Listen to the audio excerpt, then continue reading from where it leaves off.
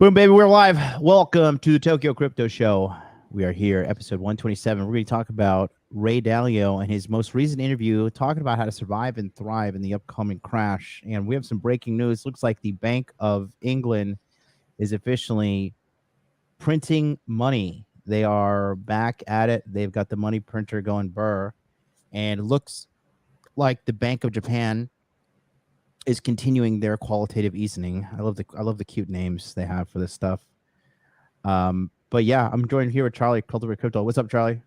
Hey, it's going good. It's going good. I mean, we expect this stuff, right? I think there's somebody in the chat who's saying, well, the crisis is already here, right? Clearly, right? It's just there's a lot of people in government in terms of talking about the recession, right? You can obviously see Joe Biden in office denying heavily that we're even near a recession, right? Where clearly we could very well be several months into one already.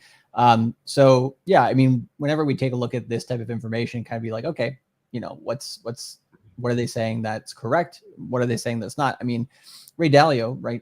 Genius in terms of what he's done with his business and what he's done in his lifetime. But at the same time, when you get to that level, in terms of billionaire status, right, you're going to have, he definitely has connections to the government, right, and to the banks and all this stuff. So he's also going to, ride the line in terms of talking that talk. So it'll be interesting when we watch the video. Kind of look at take away what's the good information, what's the stuff that you kind of just okay, do a little bit more research on, so that you're not just taking in basically what the mainstream media wants to feed you, right?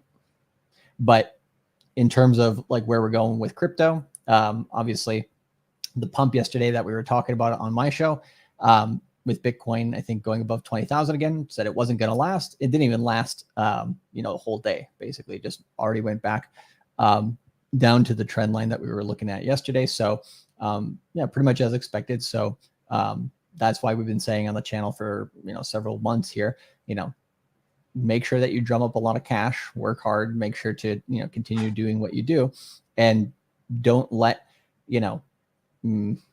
the impending or current or whatever, however you want to talk about it, financial crisis, affect you negatively. Make sure that you want to thrive during this time, because we are at a point of human history where we have the most money making capability. I mean, literally they're printing ridiculous amounts of money, right? Fiat currency isn't even real money if you really get down to it. And then on top of that, they're lying to you front, left, and center in terms of, what they're actually doing this for. So I think it's really important to, just kind of take a look at this information and really discuss it. But, we're not surprised. We want everybody to have, plenty of cash to buy the dip, so that we can, when we see Ethereum go under $1,000, when we see Bitcoin go under $17,000, right? We are in the position to thrive during this time, because like I said, with a brand new financial system, which is cryptocurrency and the blockchain, which extends into the metaverse and other things like that, we literally are at the cusp of this time where I won't get into it too much, but I'll talk about this on my show tomorrow. But when Disney, right, they were the last ones to come out with a streaming service. What are they doing? What are they doing right now? They're going into the metaverse, AI, augmented reality space as fast as possible. And they're using, stuff like Matic, Polygon in the crypto space to do that. So if they're making those moves, right, there's money to be made there.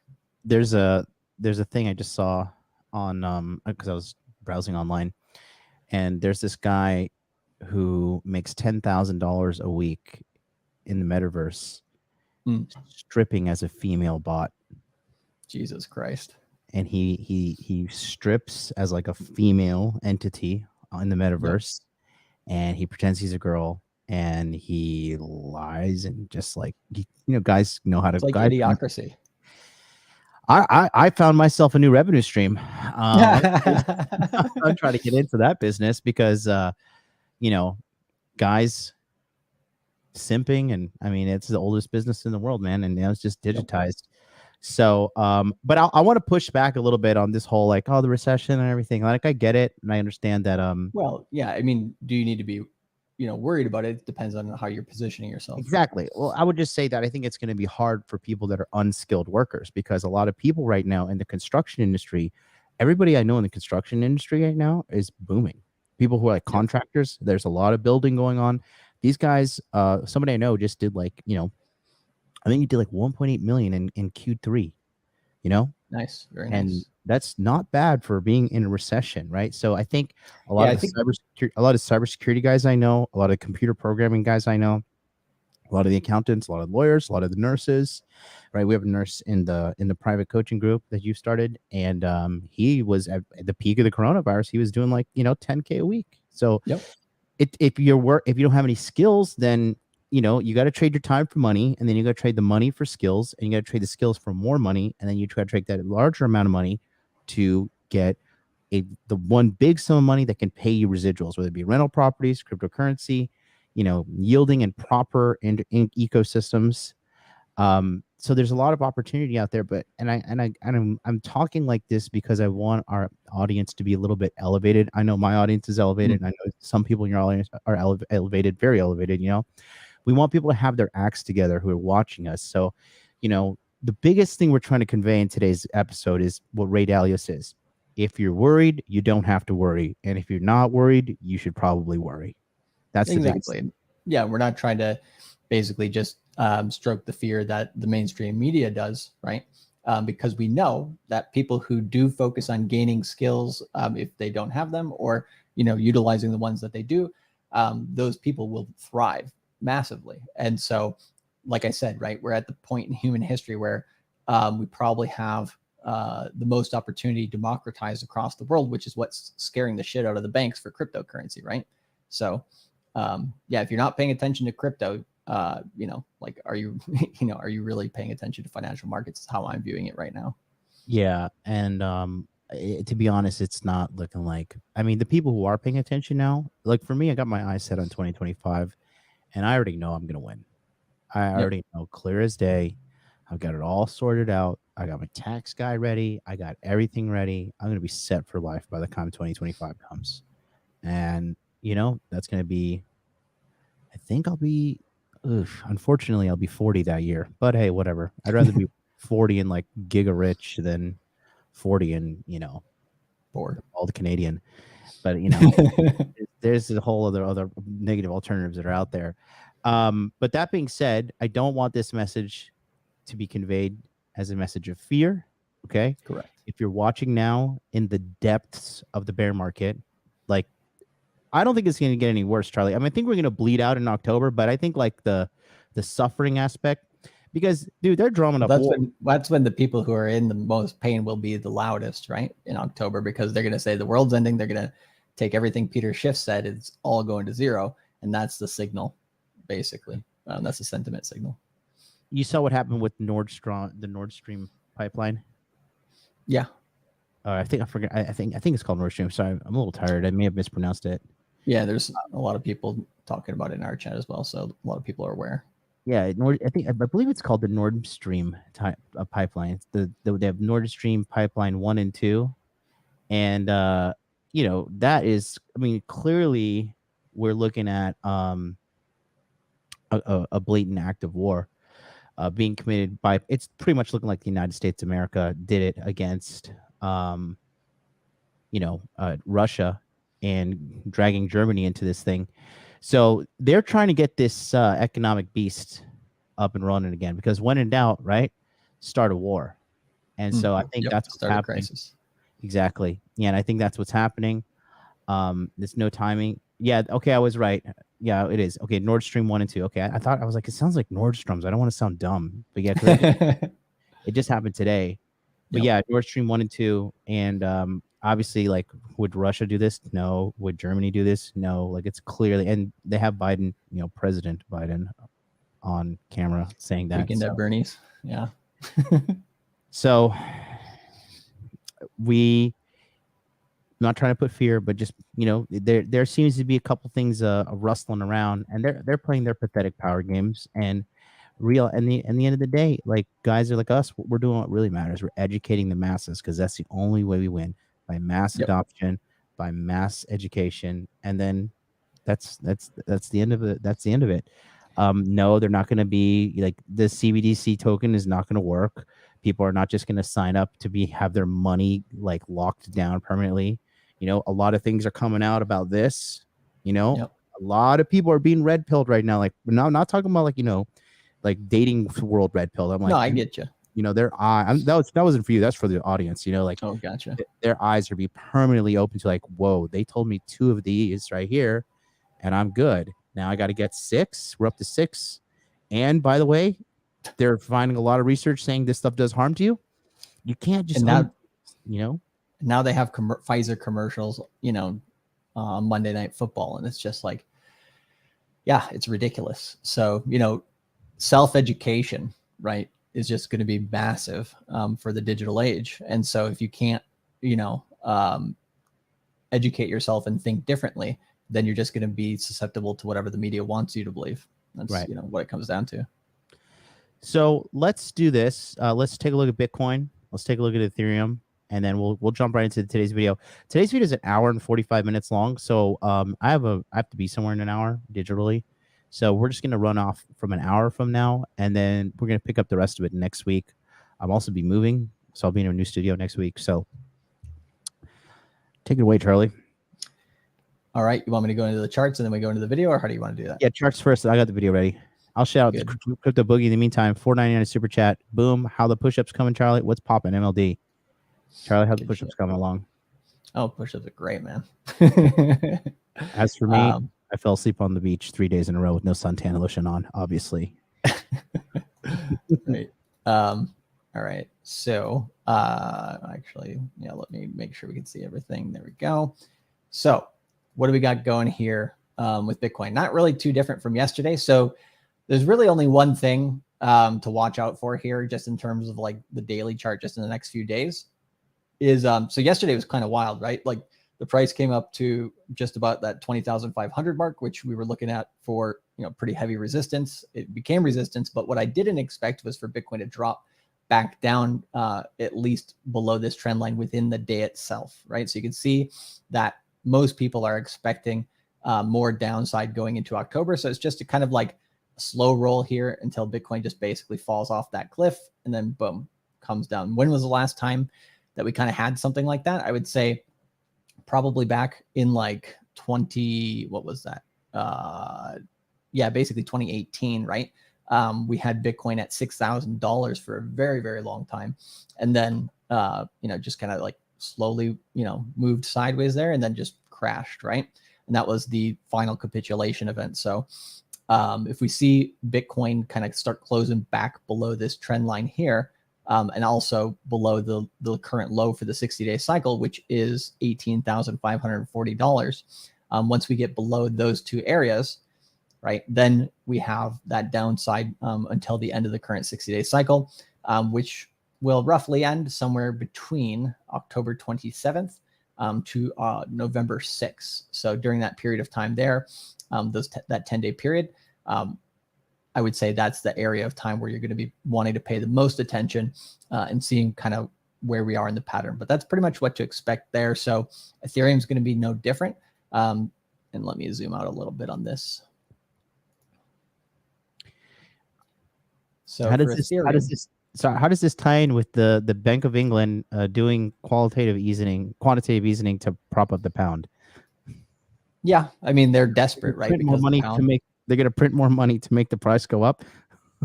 Well, to try to make the lows not as harsh, right? So I mean, they know they can't stop the freight train that they're already on. They're just trying to minimize the impact. Oh man. So, and once down the road, right, once more central banks continue to print and go through quantitative easing, again, right, once that happens, then we'll have a turnaround to some extent in the market for sure. So yeah, I mean, that could be right around the corner. You don't know exactly what they're going to do. You can, take your best guesses based on everything that the media is talking about. But the best thing to do is just to be like, okay, yeah, is Bitcoin going to go down to, $10,000, $5,000? Probably not, right? Is it possible? Sure. But yeah, you got, if you got Disney, JP Morgan, all these guys, looking to get more bags in crypto. It's the same situation in 2019. You had a lot of institutions, trying to grab more prices cheap, And so when we went down before the Corona crash, they were, biding their time to buy more. So I think the next 1 year, right, even if the worst of it is over by the end of October into early November, right around the midterm elections, and then we kind of go up from there, that's one possibility. If that does happen, then essentially, maybe Bitcoin holds up above 16K instead of going down to 14K. So that will be kind of the difference there. So, but anyways, the one thing I wanted to mention with this, so just in terms of time, we know there's plenty of time left. In terms of Ethereum, if it were to stay matched with Bitcoin, which it should, the last cycle low was actually 10 days earlier than Bitcoin, simply just because of all the news that was happening with the merge.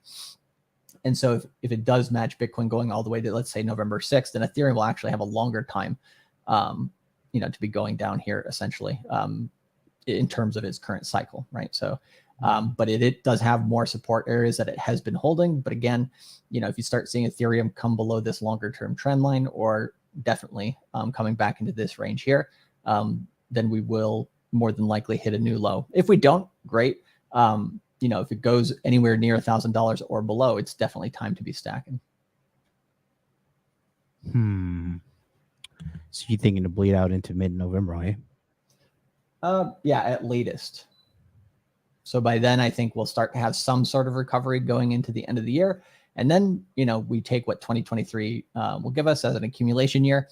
Is it possible to get a new low next year? Of course it is, right? There's no guarantee that a low for a bear market is going to be in October, November. Do we have a good shot at that? I think we do. Yeah. Interesting. I'm looking at, I'm just trying to think about, I'm just kind of thinking out loud right now. Yeah, it's all good. Just looking at this. I think when are midterms done? The actual election is on the 8th of November, I believe. Okay. So that's really like our red flag date we got to be looking out for. Yeah. I mean, you got to mix fundamentals and technicals together. So it is interesting, right, that those line up pretty damn closely. Usually by the time something hits the news, right, in terms of once everybody is like, okay, we know, who's being elected and all the news comes out on that, then usually it can be too late unless there's surprising news that comes out that people didn't expect, that, right, either makes people really bullish or really bearish, in addition to that. So I would say, this is what we say, right? You have to look at fundamentals, you have to look at technicals, you have to look at on-chain, you have to kind of see the confluence between all three. And when you find that information, then that tells you basically the area of time and price to be most, focused on. Yeah. I mean, I think, obviously there is some, you can't rule out political and, institutional definitely not around this. I mean, we all kind of know what's going on with election years, election times, and fuckery. I'm wondering, this is just like full on conspiracy theorists, but I'm just wondering if they're going to jack up gas prices come post midterm as well, and if they kind of put us back in the grinder. Yeah, that's where the speculation comes in, because the only thing we can do is take the data that we currently have and then make those types of assumptions and see if they're correct or not, but be prepared for understanding that, yes, there are some things that are possible that can, jostle up the market. So good to, keep your head on a swivel and pay attention to those things. Yeah. Then somebody says here, aren't we already in a recession? Well, they redefined the definition of recession. So are we? I mean, technically we are, right? 2 quarters of negative growth is recession. So technically we are in recession. Did we break that trend, Charlie? Not yet. So we had a 3rd quarter in a row with negative growth? We haven't had that information yet. Okay. When should we be having that, you think? The next few meetings that we have between now and the end of the year. So usually that's delayed after the next quarter. Okay. I'm just going to selfishly shout out and tell Mr. Mima Charles, we love you. Hello. Thanks for watching us this morning. We love you. All right. Well, let's pop into this video. So this video is great. And some of you guys may see this as elementary, but during this bear market, we understand that the people that are watching us are really the ones that are truly dedicated to the cause of crypto. You're not in it just for the quick money. You're not in it for the quick buck, right? Because remember, fast money comes with slow problems. You're making all that big money, big money, big money. Everybody, you think you're a genius, you're making money in the bull market. Everybody's making money, but did you keep money? Did you walk away with a big bag of profit? Okay. During the bear market, that's where you got to pay attention. That's where you got to learn, and that's where you got to build. And the fundamentals are going on right now in this video, I believe, are really, really important, and important enough that we decided mutually to put this at the forefront of today's episode and give you guys some commentary. Ray Dalio has been doing a great work with his goal is just to educate people on finances. And you used to have to be a prestigious you had to join like a certain fraternity, you had to be in a certain club to get in. But now with the internet, I talked about this yesterday on my episode. If you guys are interested about the humanity and the trend of what's going on with humanity, and recently with Italy electing its first female prime minister, and what platform she's supporting, which is really wild. Did you see her speech? How she's like, we support families. She's like, we're tired of the, Yeah, I saw a translation of a portion of it, but I haven't had the time to watch the full thing. She said, well, it's pretty based. She said what a lot of people are thinking, and the people are like, oh my God, how could this happen? Like democracy, that's how it's happened, And of course, they're calling her they called her Mussolini. So day one of election, first female. I thought about female empowerment, but anyways, that's it. Jemima Charles says hey to me. She didn't say hi to you, Charlie. I don't know what that's all. You gotta sort that out. Here we go. We're gonna jump right into it. This is with Mr. Ray Dalio and Tom Bilyeu, and let's just jump right into it. It's the same for every individual, same for every company. If you understand this, look at your income, expenses, and your savings, and then do a stress test so that you get yourself secure. The same things happen over and over again through time for basically the same reasons. A lot of these things happen once in a lifetime, and if you don't go back and see how they worked over time, then you're in trouble. So, and I want to just add on to that, because I really get upset about seeing people get so upset of like, oh my God, there's a recession, and this is the end of the world. This is the end. And it's just like, no, like, we're never going to get taken over by the elites. People have been trying to rule the world since the dawn of civilization. We're not going to all end up in, financial concentration camps and all this stuff. It just doesn't work like that. And this has happened. I mean, I would say they've already got the control that they got, right? Yeah. And I would say this, the dumps, the 80s, just the stock market crash and all that stuff in the 80s was far worse than now. Could you imagine the 70s, the 30s? Can you imagine? It happens quite often. Suffering in the 80s. Let's define what suffering in 2022 is. Is like, oh no, I don't have Wi-Fi, and I have an iPhone 12. I don't have an iPhone 14. And like I just gotta lay here and watch on my phone, and I can only eat Uber Eats like twice a week instead of every day. Like, a lot of people overspend. They don't check their budget. They're not using services like mint.com, and then they're wondering where all their money goes. And it's just like there's ways to kind of buckle down the hatches through tough times, Yeah, I think a lot of people are too short term, right? They're just focused, on the next paycheck, the next paycheck and all that stuff, right? They're just living paycheck to paycheck, right? There's a majority of people, right? And so this is where the self-education comes in, because they want you, the media, all it's trying to do, especially in the financial space, is stroke fear and greed, right? And so because of that, that's the only way that they have influence over people. But if you take it upon yourself, right, to understand what's really going on in terms of as it pertains to you, right, then you can go out there and you can literally drum up almost infinite amounts of money for yourself in the current world that we have today. The internet is just one of the most amazing tools ever. And now we're financing the internet, right? The financialization of the internet through cryptocurrency is also that opportunity, right? Like we're literally at the point in time in 2022 here that's very similar to, I would say, like the early to mid 90s, right? When it comes to the internet and computers, right? And so it's open season, right? Playing field for everybody. There's a pattern. I could describe the pattern, but there's a pattern that happens over and over again, and we're in a particular spot in the pattern. And then to understand it, not just because it happened before, but to understand mechanistically how it happens, and then one has a sense of how to deal with it. So speaking of the mechanisms, what's influencing this more? When you started looking back into history, are you looking for this sort of moment in the debt cycle, or are you looking for pandemics, a collision of the two? What do you think influences this more? Well, pandemics come along occasionally, but anything that's important. Let me say the three most important circumstances that existed before we had the downturn, which was caused by a pandemic, but any downturn would have produced the same results. The three most important things that are happening in the world now are that we're at the end, late in a long-term debt cycle in which central banks cannot control monetary policy the same way.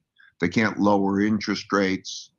They can't get money to a lot of people who need the money in the traditional way. So just like in 1929 to 1932, there was a debt crisis that came as a result of an excessive amount of debt in the boom years.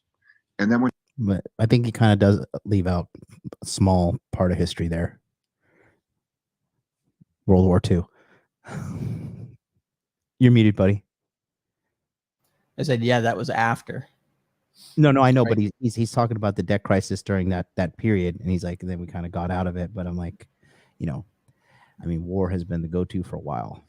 Yeah, and that was the thing, right? Going through World War II, right? I think there's a lot of production that happened in the 1930s, right? And then there was a lot that was happening, in World War II as well. That was production. And then it was until the 1950s that people actually realized, oh shit, we're sitting on a ton of money, right? Mm. But that required, what was it? It was like 3 million soldiers to come back from Europe, right? And then they're like, okay, how do we utilize these guys, right? Put them to more work, right? And in the 1930s, the only reason why people weren't paying attention to the wealth that was being created in America was because they were focused on, the half glass empty, essentially, right? Mm. But going, what did they do about it? They got to work, right? They built communal projects and stuff like this, and that helped build an infrastructure for America to be able to sustain a war, but then also to get through it and then get into a prosperous time of the 50s and 60s. Mm-hmm. When you have that in 1932, we hit zero interest rates. And when they hit zero interest rates in 32, like in 2008, central bank prints money and buys financial assets. When you talk about financial assets, this is one thing that even I found myself a little bit confused by. What is a financial asset? Well, mostly bonds. Okay. Central bank is allowed to buy bonds, and mostly government bonds. So if you were going to describe what a bond is, like, what's the easiest way to think about a bond? When someone borrows for a number of years and has to pay back, makes a promise to deliver currency, that's a bond. And so one man's debts are another man's assets, which we call a bond. And that is a promise to deliver currency. And so what happens in these cycles is that normally central banks can stimulate the economy by lowering interest rates. But when you hit zero interest rates, that doesn't work. So the last time it hit zero interest rates was 1932. Mm-hmm. And what they did in 1932 was the same thing they did in 2008. And that is that the central bank. Am I losing my mind? Did he just say the same thing? I think this is a misediting. I muted myself again. No, you got to let him finish the point, right? Because he's not finished making it. Prints a lot of money and buys government bonds. And so we're doing that now. And just to be clear, the reason that they're doing that is so somebody has bought a government bond. The government is basically saying, hey, you, dear person, lend me the money. I'm going to build something, roads, whatever, but I'm going to pay you back in a year, 2 years, 10 years, whatever, plus interest, I would assume. That makes it worthwhile. And the reason that the government is going in and buying those is to get back liquidity to the people that have loaned them that money. Yes, because think of it this way. Maybe you The could pause it central- there. Right. They're also doing this to make sure that they can grab more. Yeah, I mean, this may sound dumb, but I mean, are people buying bonds these days? There are people who are looking at bonds and being like, this, is one of the best, hedges that we can do right now. But those are people who aren't, I mean, I would much rather do, look at what Hedron did and did a 32X on that, right, from the absolute bottom, right? There's more opportunity there than there are in bonds, of course, right? But that's because we're aware of that. There's a lot of people who aren't. Yeah, because for me, just looking at a bond just seems like from my information set, bonds just seem like such an archaic investment. And I could very well be wrong, but no, you're 100% right on that. But the traditional space isn't going to change what they've been doing, right? Crypto's forcing a lot of this change, which is why they're resisting crypto as well. Government and also companies and individuals don't have the capacity to create money. So the central government has the right to determine they can tax people, they can get money from people, and they can spend money on whatever they want to spend money on. But they don't have the right to print money and create money and credit like the central bank does. Central bank is pause it there too, because that's false, right? I mean, it's the way that they want you to believe it, right? But it is false because the government does it not influence the Federal Reserve? Of course it does, right? But they've basically gave themselves plausible deniability by basically handing over the reins of money creation to the banks, right? So just had to mention that. Similarly, the Federal Reserve does not have the right to spend money and determine how it's spent. That's for Congress. All right. So before, because this can get so confusing, and I'll play the role of the layman here and just make sure that we walk through things. So the Federal Reserve, I think most people think, is a department of the government, but they're not. Are they a private bank? No, they're a part of the government that the system has put into place so to get the creation of money out of the political system. Okay. So Charlie, is that correct that they are indeed part of the government? So they're technically not a branch of the government, right? It's all legal jargon, basically, is what they're getting through here. At the end of the day, it doesn't really matter. What we know that they do, they work in tandem, right? The government people put people in place into the Federal Reserve, and they've been doing this since 1913. I mean, the best book to go into the details of it is The Creature from Jekyll Island. But like I said, plausible deniability before. Yeah. We're, the Federal Reserve is its own entity, and we don't meddle in that whatsoever. But of course they do.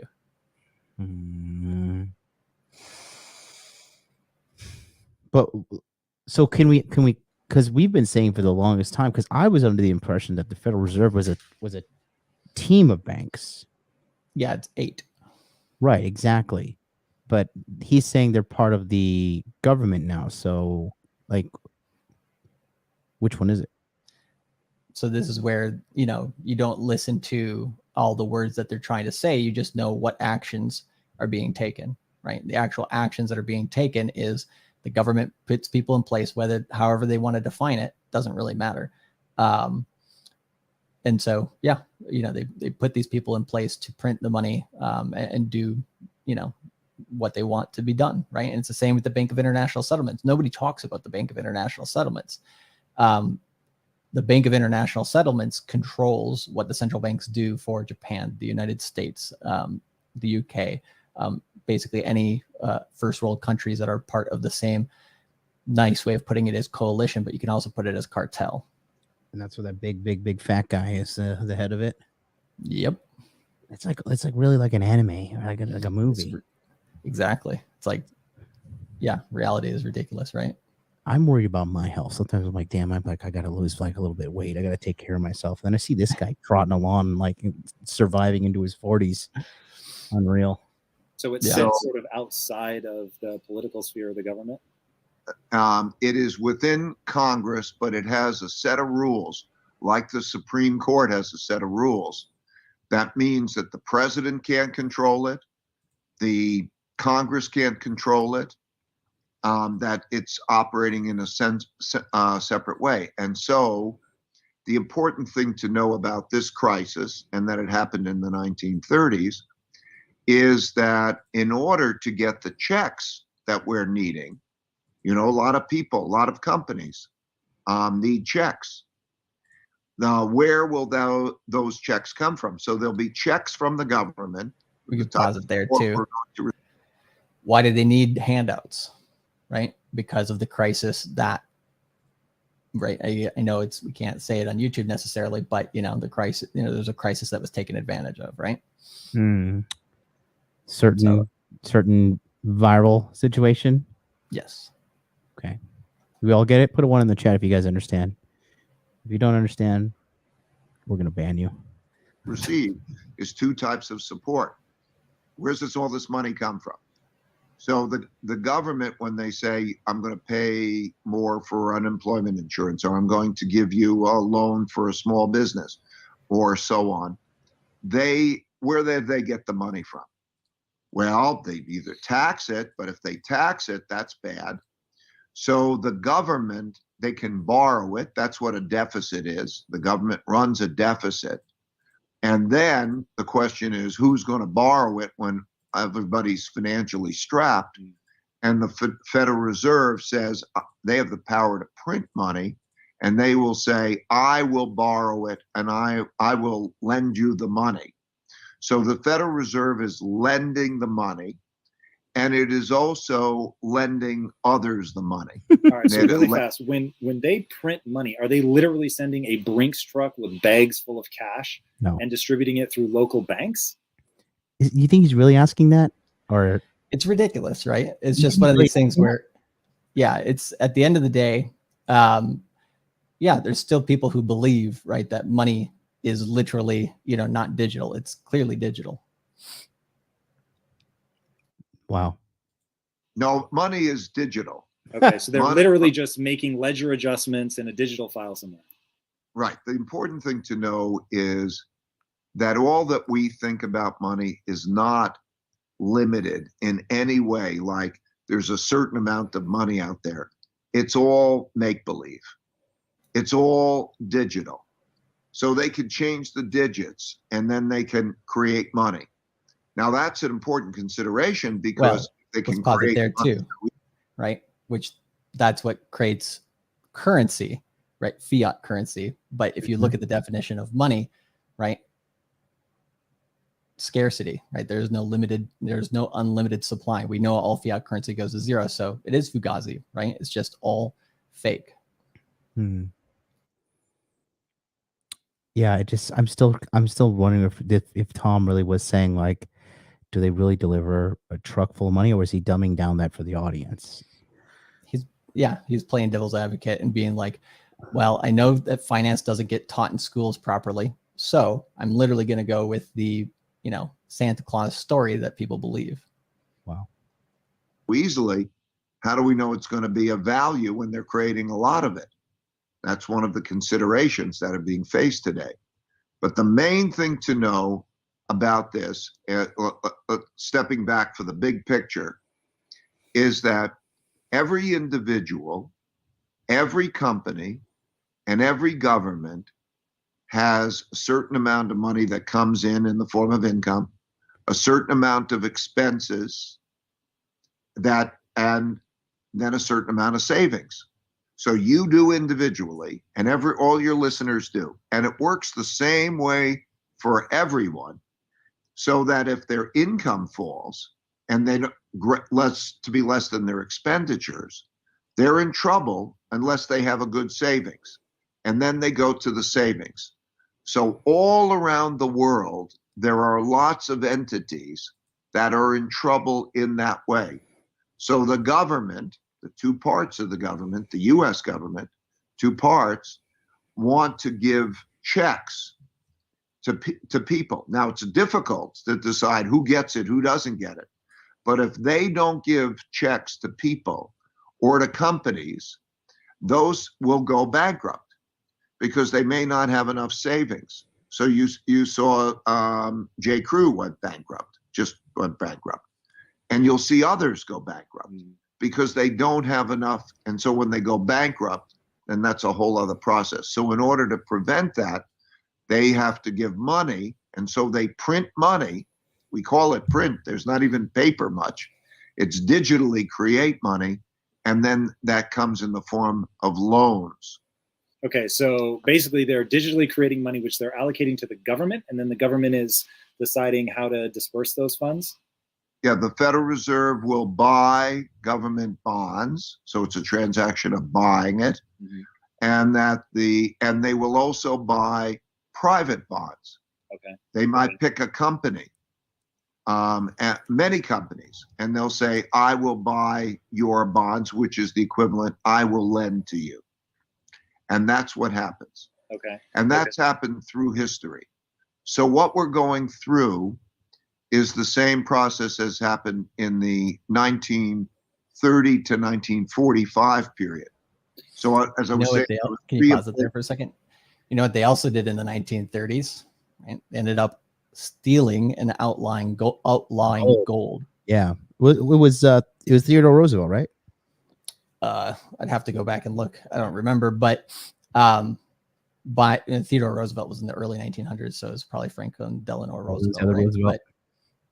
But anyways, FDR. So what my point was if they did that after that, right? Could they try to claw back something in the future? Right? Are they going to try to do that type of stuff again?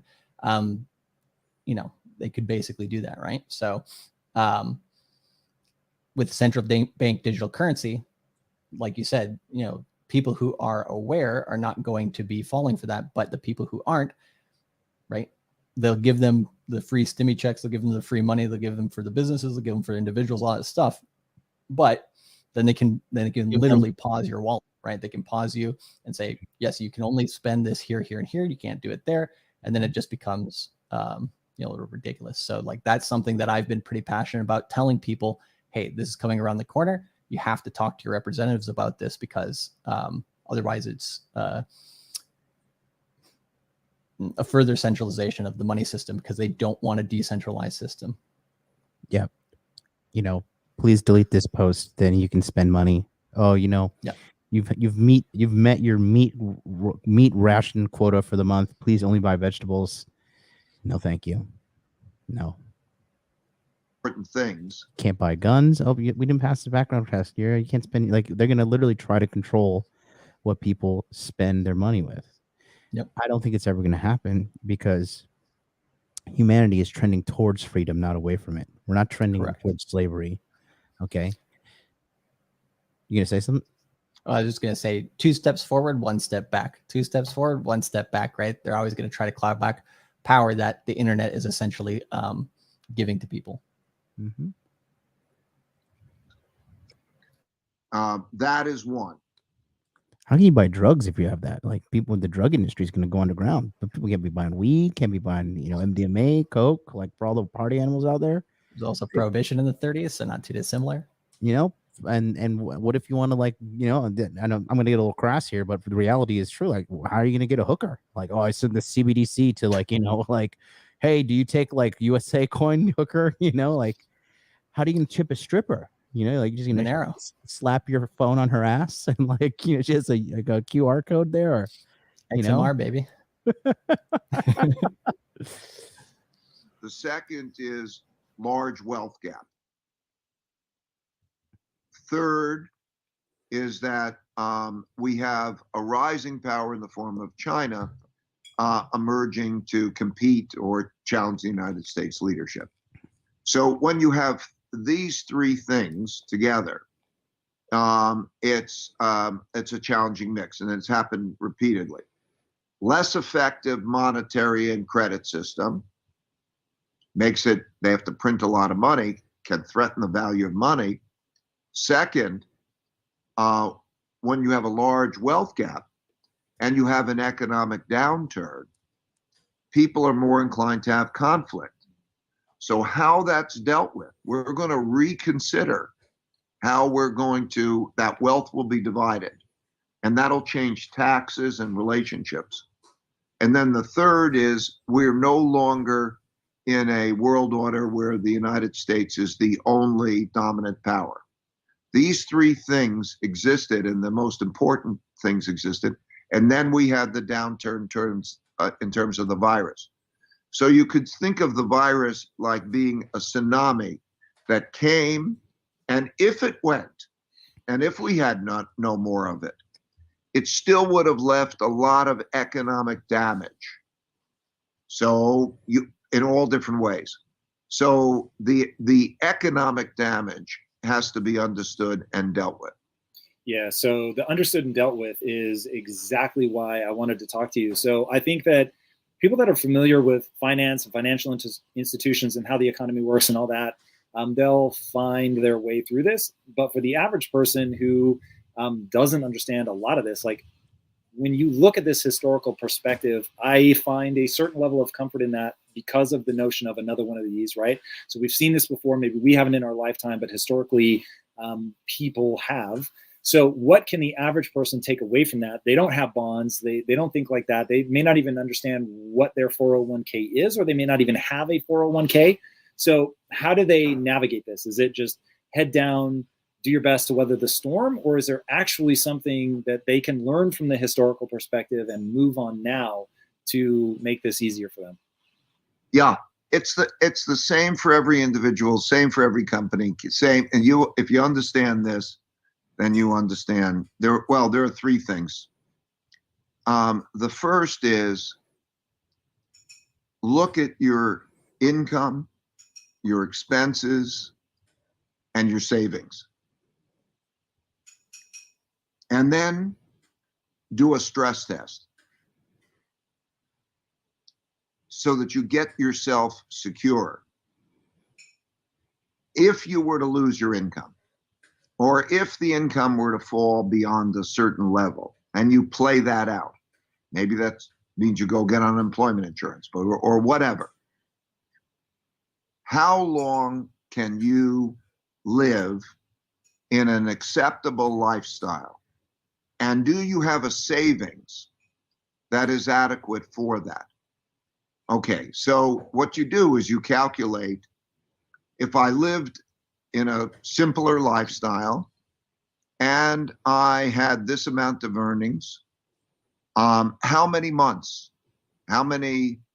or years could I live acceptably? Then you look at what do you put the money in? What do you save in?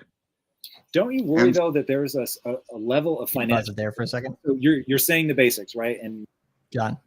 Yeah. So, I mean, in terms of the opportunity this decade, right, with cryptocurrency, that's the thing that's, I think, most important right there. Like, people have the chance to save an asset that they actually own that nobody can take away from them, and that they can, have enough money for the rest of their life, right? So that's the type of opportunity that is in the crypto space that I think a lot of the money printing and a lot of the quantitative tightening, the ebb and flow between that is forcing people into riskier and riskier assets because they need to have, because the dollar is melting faster than ever before, just in terms of inflation, right? Not than ever before, but like than in recent memory. And so that does force people to go into more risky things. So you do have to take that risk, but you have to take it, as an educated risk. So that's really the thing, is like educating, like you said before, educating people on this stuff is massively important. So that way they can have the savings, they can have the runway to take care of themselves and their family for the rest of their lives. So that's the type of opportunity, right, that we got here in crypto, which is absolutely amazing. Yeah, I just want to go ahead and kind of reiterate too, just for the average viewer, like you'd be surprised how much money you're wasting on just like little subscription things that are on your account that you're like not using, like having Netflix and Hulu and Disney Plus, Yep. You know, and Amazon Prime Video and like all these subscription things that are eating away at your money, and you're not even using those things consistently. You know, it really would just be in your best interest. Like, I mean, I talk about this in my personal life always, and I tell Charlie about it too. Like, you know, things like eating out all the time, eating Uber Eats and stuff. You may think it's like, oh, it saves me time, but like they're cooking that food with seed oils. Those seed oils are taking up space in your arteries, in your heart, and they're just making it harder for you to function as a human. It's killing you. And I'm going to get a little dark here. It's killing you. It's killing your wallet. And then, you know, if you're trying to get ahead financially, you're gonna have to adhere to some rules. You're gonna have to have like some like some solid financial like regimen you need to adhere to in order to really get ahead in life. Otherwise, what's the point? Exactly. And I think the industries of health versus and food being part of that versus finance, there's a lot of mixture there, right? In the 1970s, I mean, Monsanto, right, talking about seed oils specifically, started that trend. Why? Because of greed, right? And so if you do follow the money on these types of things, you'll see, you know, basically why, right? They educate people the way that they do in school, and why they don't educate people about some things like that, or like, you know, finance itself, because they don't want people connecting those dots. Yeah. And, you know, I think that's the great thing about the internet is like, it's just people are waking up. Like, you know, everybody here who's under the age, I mean, I would say anywhere between the age of like 30 and older. You remember in America when they had the food pyramid, when they're telling you need to eat 6 to 11 servings of grains or rice per day. You know, can you imagine eating 11 cups of rice a day? No. You know, 6 slices of bread. I mean, unless we're going over to what is it, Ryogoku Stadium over there in near Akihabara. If you are literally a sumo wrestler, then yes. You know, and so we're just talking about that. Yeah, you see, Digi Media dude knows. He says, "Amen. Cook healthy food. Health is wealth." Yeah, what matters is all the money in the world if you're on a fuck. You know, you're like a huge big fat person and you're suffering. And I'm not trying to attack anybody, but we have to like how far do we have to cater to feelings before we stop catering to objective reality? Well, I mean, look at that guy in the Bank of International Settlements. You roll him down a goddamn hill, you know. There you go. So hey, let's continue. There's no question, like, get your blocking and tackling right before you start trying to get fancy. But Ray, I have legitimately started losing sleep over like how we help the average person through this. I'm not a guy, I don't lose sleep over much, but when I stop and think about most people, I think the stat is the average American, if they're hit with a surprise $500 bill, they're not able to make it. They are living month to month. You've got 30 plus million people now out of work. It's, you know, trying to figure out like definitely basics, right? You've got make sure that you're spending less than you make, austerity first, cut, get your expenses down to as low as they can, 100%. What I'm hoping for is that there's I don't know, there's something that we can see in this kind of transition where either you've got a new rising power and there's opportunity with that.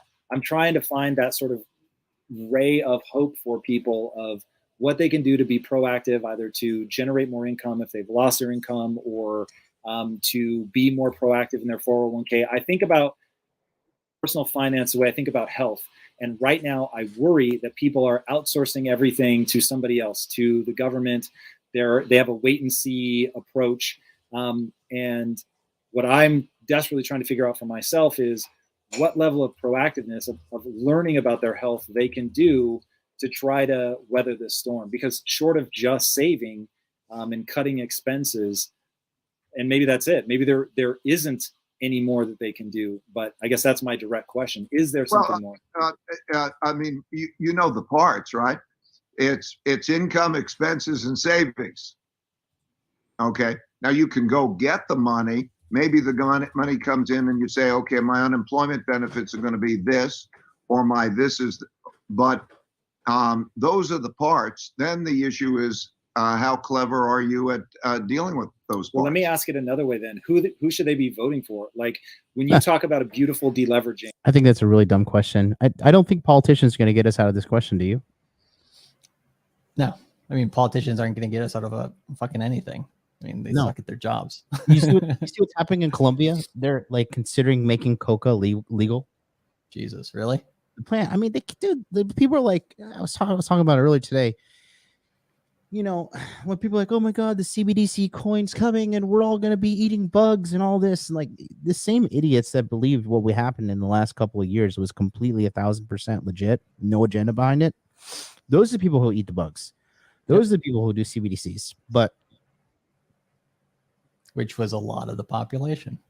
yeah, but a lot of that population got woken up too, though. Exactly. And so that's where I think cryptocurrencies come in, because cryptocurrencies, right, once people know how to use them, right, which is essentially what the central bank digital currency will be, then they're going to be like, like you said, they're going towards freedom, right? They're just like, I'm guessing around the year probably 2027, they'll probably start realizing this, and then, or the ones who aren't paying attention, and then they'll be like, that Bitcoin thing's looking really good. That Ethereum thing is looking really good. So maybe I want to own some of that, right? And then that's where I think you get the real mass adoption, right? And then you basically, get to that flat part of the S curve, essentially, where people are, kind of using cryptocurrency somewhat stably, right? I think some people call it the Lindy effect. Some people call it mass adoption, all this stuff. But yeah, we're literally, like I said, in that early to mid 90s phase where we can, see 1998 coming right around the corner again, so time to take positions. Yeah. And again, like these concepts are becoming now that could come off pretty dumb here. And I'm well aware of there's a probability I'm wrong, but I do believe like the concept of taxes and all this stuff it just seems to be relatively archaic. Like, is there any documentation that these taxes really are going to? No, there's no ledger. Is there a ledger? Is there a public ledger for where our tax money goes? No, I mean you can go and you can try to find what's being done here and there, but no, I mean, why do they not want blockchain for voting? Why do they not want blockchain in general? Right? It's because then people can call the government out on the bullshit. Yeah, man, that's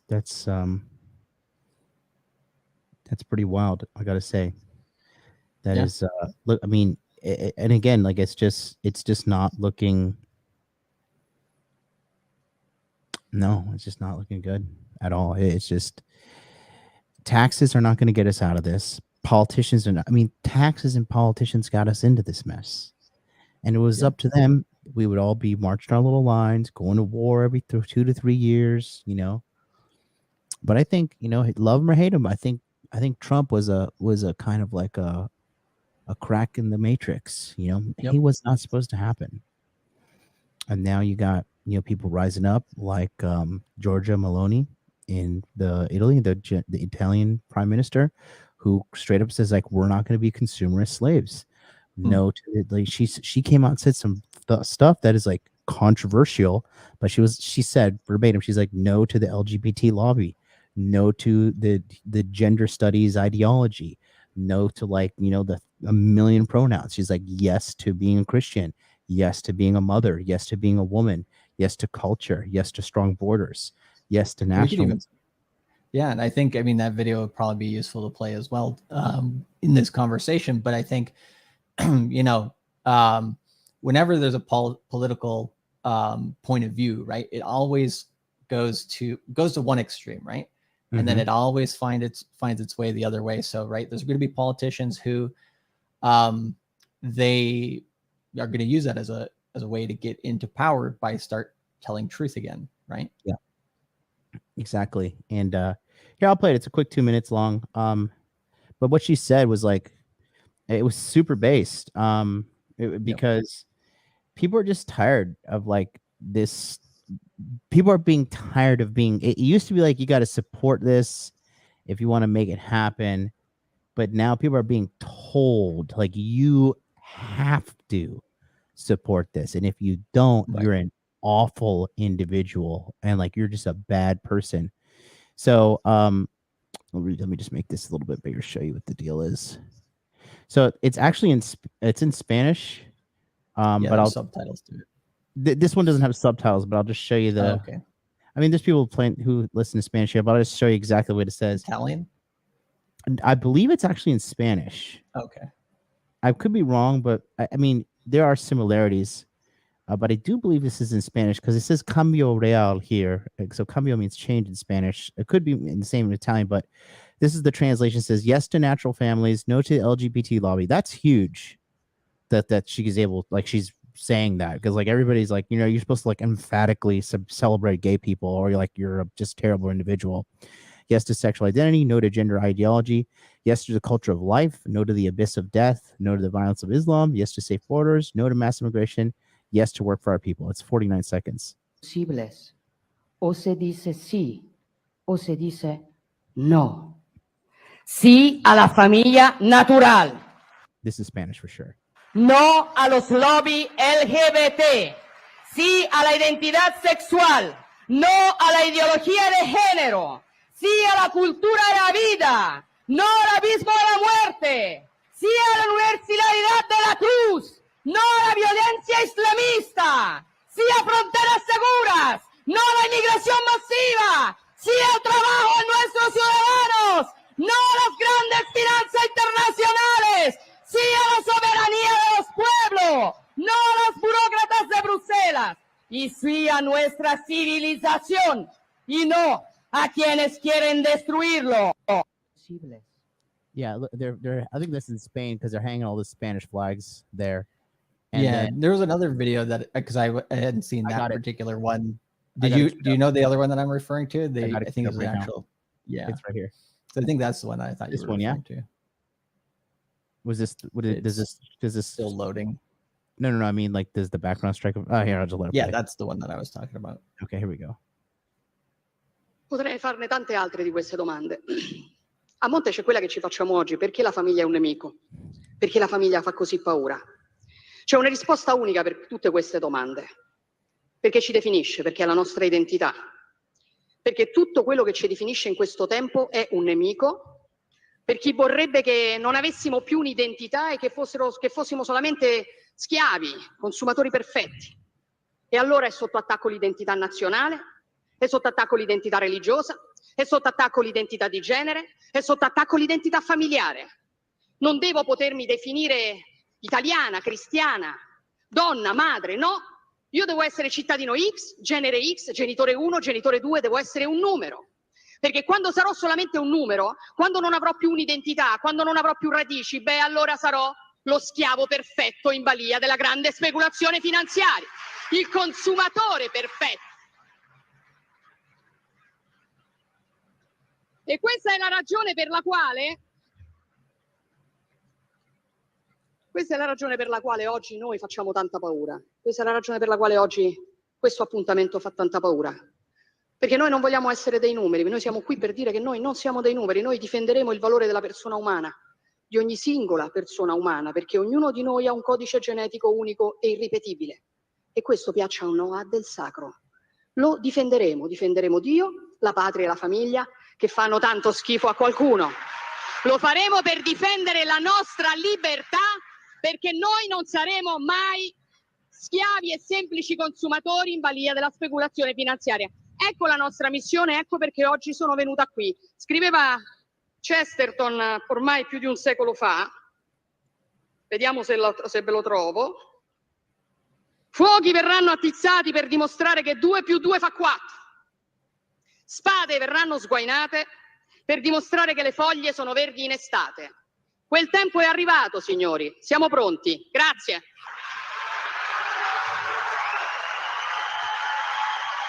You gotta love the Italians.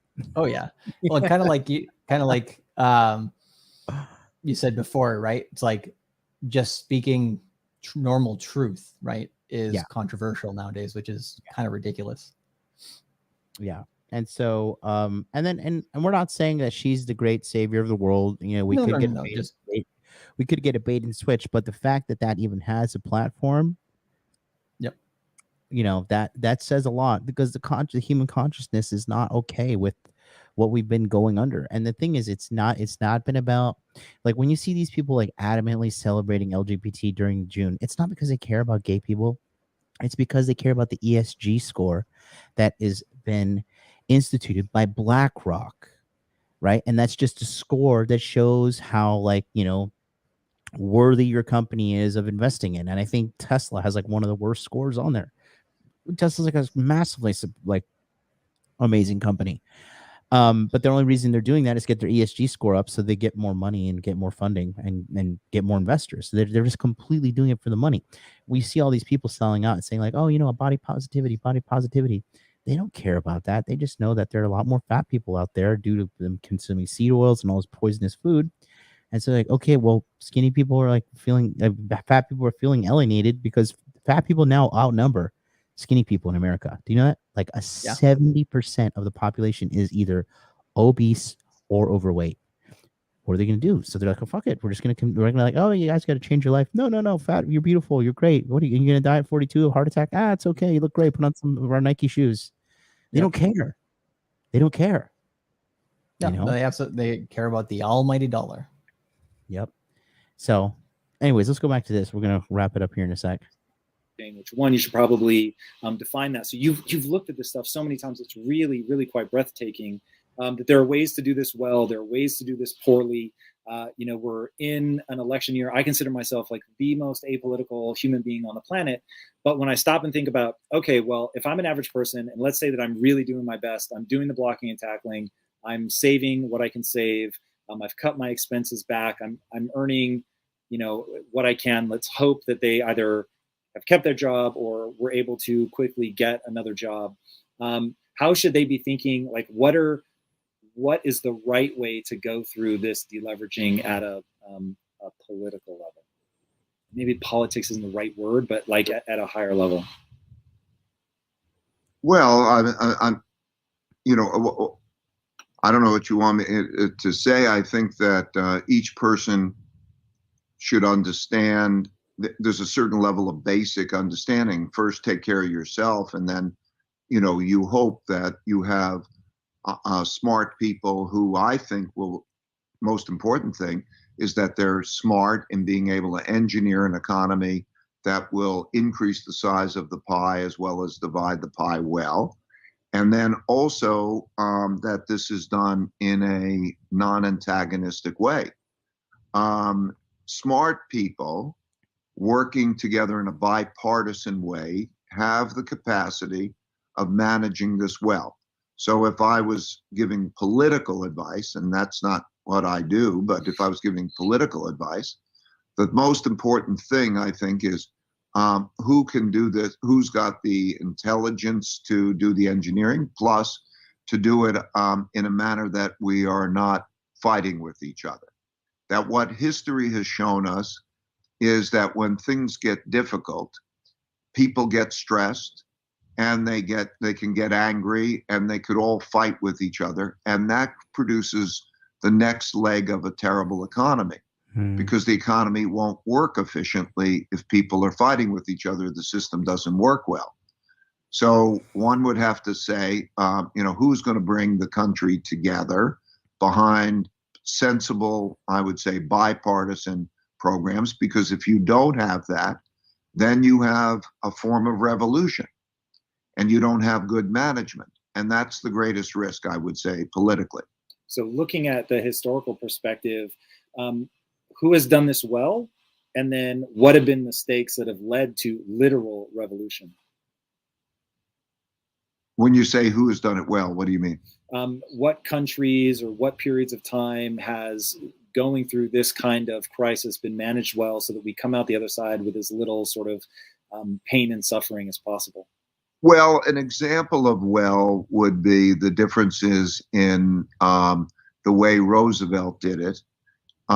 So again, 1929 to 32, interest rates hit zero. They print money. We had a large wealth gap. And then they sat down and they figured out, how do we keep it orderly and how do we change the circumstances with whether it's taxes or How do you reorganize it so that the system works well? There is a risk also at the same time, because the world is going through that. There's a risk of conflict. So in Germany, Hitler came in power in 1933. And he came in power in 1933 because there was a lot of internal fighting as to try to produce order, because everybody, the left and the right, the communists and the fascists, and they're all fighting about wealth, because everybody's fighting about wealth when you have a downturn. And then they were democracies. 4 democracies existed then that chose not to be democracies because they became so disorderly that they wanted some strong leader to take charge and run the country. And then, of course, we had a bunch of those types of leaders, and then they had a war. That's how World War II happened. So when you look at that, that's kind of the political landscape. But back to the average man in terms of his finances, I would say the important thing is those 3 elements: to have a plan, and maybe to have a plan with both your family. How do you get down when things got tough, and then you have to look at what happens in policy. Well, policy depends on the person.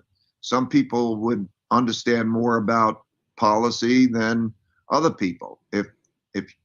So it depends on what they should do. Depends on what they're able to do well. As we so for that one right there, right, it's just like you said there, the most important thing is taking care of yourself and taking care of the people around you, right? I mean, that's what it comes down to at the end of the day when we're looking at this. Yeah. And I think we're gonna have to end it there, guys, because I got to go and get on a business call right now. It's a morning time where you guys are, so I got to handle this. But we're going to continue this next week. So don't forget to hit that subscribe button, like, comment, and subscribe. Share this with somebody who is kind of having a tough time economically and needs a little bit of help right now, and also a little bit of humor as well, as we kind of add a little like kind of the everyman conversation commentary to it.